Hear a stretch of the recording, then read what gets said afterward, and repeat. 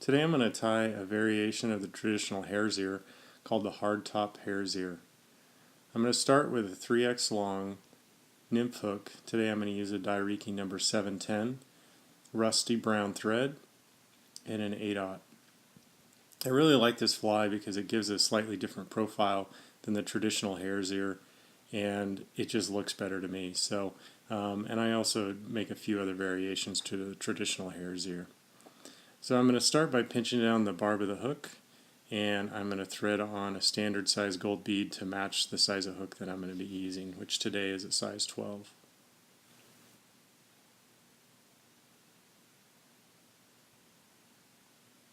So I'm going to start by securing my hook in the vise, and again I'm going to start my thread by wrapping it over my finger to give myself some extra grip and just making a few wraps, just enough to get things started on the head of the hook.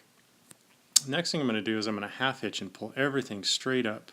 I'm going to push that bead up towards the front of the fly, and then I'm going to make another half hitch behind the bead. And what this does is this locks the bead with the thread on top, which will be hidden, so that that bead does not push all the way up to the front of the head of the fly.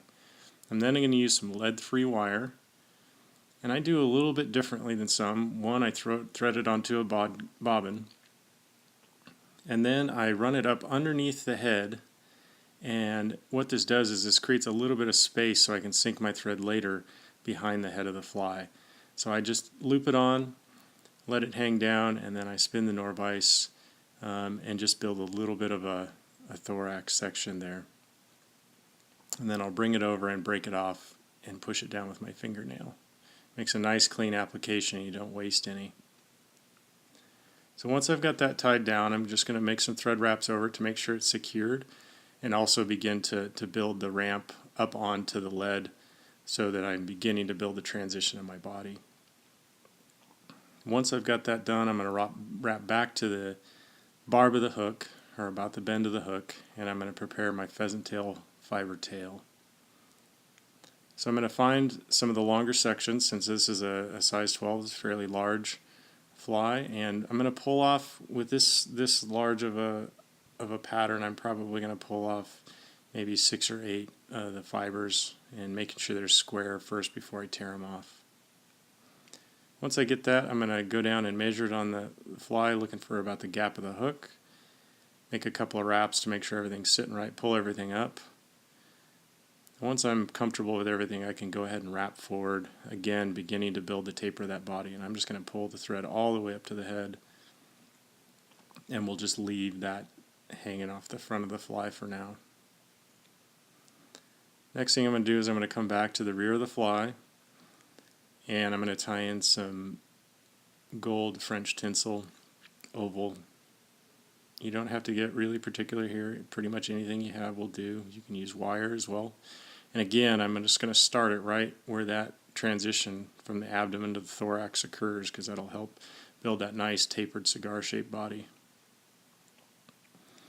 The next step is I'm going to use a little bit of wax, and I'm going to dub on some just traditional hare's ear dubbing. Whatever you've got will be fine. And I like to start my thread kind of in the middle of the body, so that as I'm catching up to where the dubbing is, I'm not making a huge bump at the end of the fly. So I kind of start in the middle, and I'm going to dub on in one direction, making a nice tight dubbing noodle, just trying to cover the thread for the rear portion of the fly. And then I'm going to work my way back. And once I get that set up, then I'll start making my wraps forward. And I want to cover a good portion of the body of this fly. And it doesn't really matter how far you go forward. You could stop here. You'll just have to make it up later. But I found it just makes everything much easier just to get it well up to the front of the fly. Next thing I'm going to do is I'm going to make a half hitch underneath the bead of the fly so I can get my thread out of the way. And then I'm just going to hold my tinsel up at about a 45-degree angle and just wrap my vise forward, and it makes a nice clean spiral. I'm just going to keep rotating the vise, setting my rib up. You can set them as tight or as far apart as you'd like. And once I get up to the area that will be covered by the thorax, and I'll make a couple wraps over the top, a couple wraps in front to lock it down, and then I'll trim it close. The next step I'm going to do is I'm going to tie back the pheasant tail fibers because that's going to become my wing case. I could also apply some kind of flashy material if I wanted to do a flashback. I'm not going to do it this time. I'm going to do some wax, and then I'm going to continue dubbing with a little bit heavier dubbing up for the thorax of the fly. You don't necessarily have to make a thick dubbing noodle, you're just going to make more coverage because we want this to be just slightly bigger and larger than the rear of the fly, and then we'll pick it out later. Going to add a little bit more dubbing, and then I'm going to move up to the head of the fly. Again, I've got that room up there to sink my thread down underneath.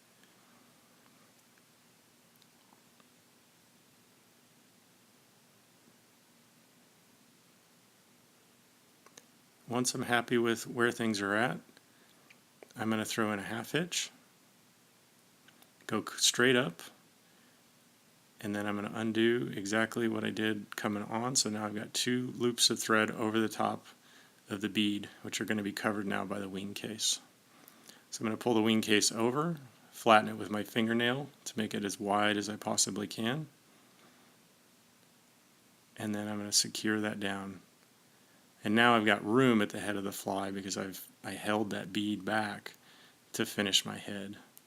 I think this makes a cleaner looking fly, and it's just something different. I haven't actually fished with it yet, but I think it's a great looking pattern.